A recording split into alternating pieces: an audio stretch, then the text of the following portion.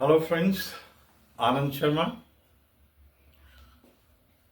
Nice talking to you. It's my pleasure. I wish and hope मुझे उम्मीद है you are doing well. पढ़ाई कर रहे होंगे, रिवाइज कर रहे होंगे, वोकेबलरी याद कर रहे होंगे, उसको लिख कर याद कर रहे होंगे और ग्रामर का रिवीजन कर रहे होंगे. आमतौर पर ऑफनली लेमैन, आमतौर पे आदमी जो होता है उसको लेमैन कहते हैं. कॉमन मैन ये कहते हैं कि ग्रामर वगैरह की क्या जरूरत है जी. But please understand it, grammar is specially नहीं, स्पेशली टॉट इन इंग्लैंड. जो हमारे माई बाप थे, क्योंकि जो ग्रामेटिकल एरर है that creates huge of difference, and sometimes it changes meaning, and there is a Himalayan blunder. There is a Himalayan blunder. एक होता है बड़ी गलती ब्लंडर और एक होता है हिमालयन ब्लंडर.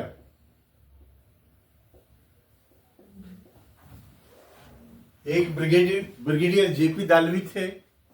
1962 का एग्रीशन हुआ चाइना का. उन्होंने बाद में किताब लिखी है ब्रिगेडियर जेपी दालवी ने, हिमालयन ब्लंडर. कितनी बड़ी होती थी हमारी, जितनी हिमालय पर्वत जैसी, इसीलिए हम हार गए. That is why we lost that war. Hindu चीनी भाई भाई, हिंदू चीनी भाई भाई. So let's avoid blunders.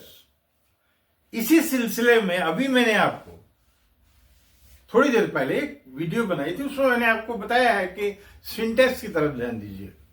Sentence forming which is the heartbeat of the sentence, उसको इग्नोर मत करिए.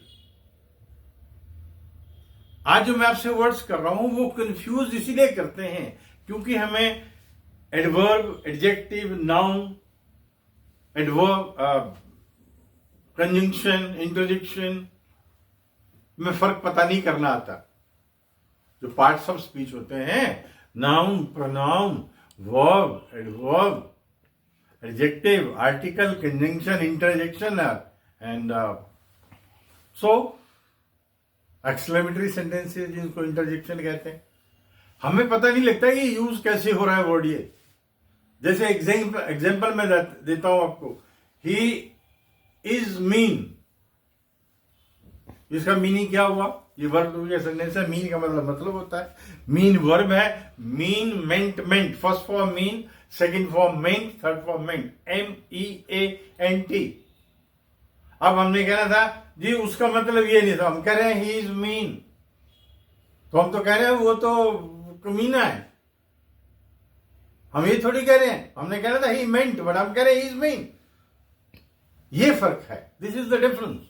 This is why I call it, this is why, which is why एक ही बात है. Which is why is latest. Which is why I call it Himalayan blunder.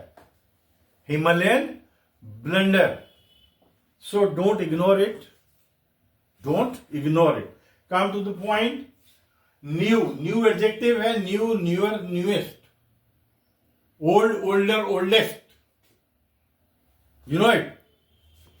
This is a new iPhone, ये adjective है. लेकिन अगर एन न्यू हो गया, ए प्लस न्यू, तो ये एडवर्ब हो गया. King Bruce and the spider कहानी आपने सुनी है ना. कई बार लड़े, फिर गए, फिर स्पाइडर देखा, उससे प्रेरित हुए, इंस्पायर्ड हुए, फिर गए and he was victorious. He was victorious. He had been victorious.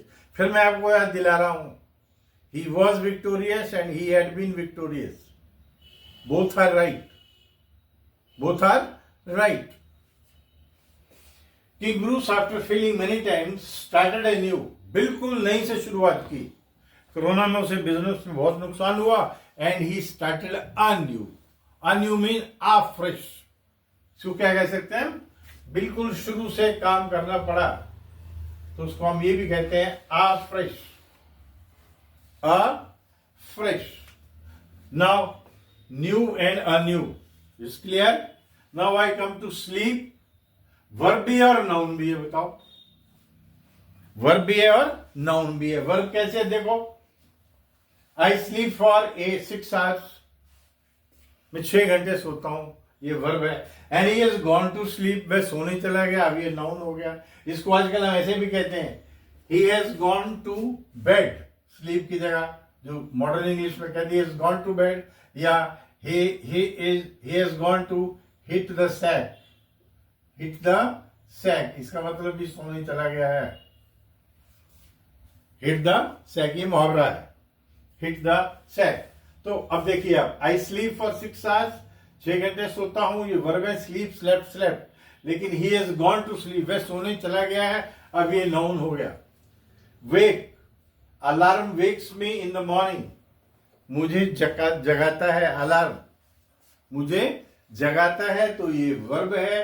Awake, awake के बिल्कुल हम अपोजिट देख रहे हैं, अवेक। अवेक का मतलब एडजेक्टिव है और वर्ब भी है। ऐसे कहते हैं ना, the child is still awake, बच्चा भी जाग रहा है, उसको सोने दो।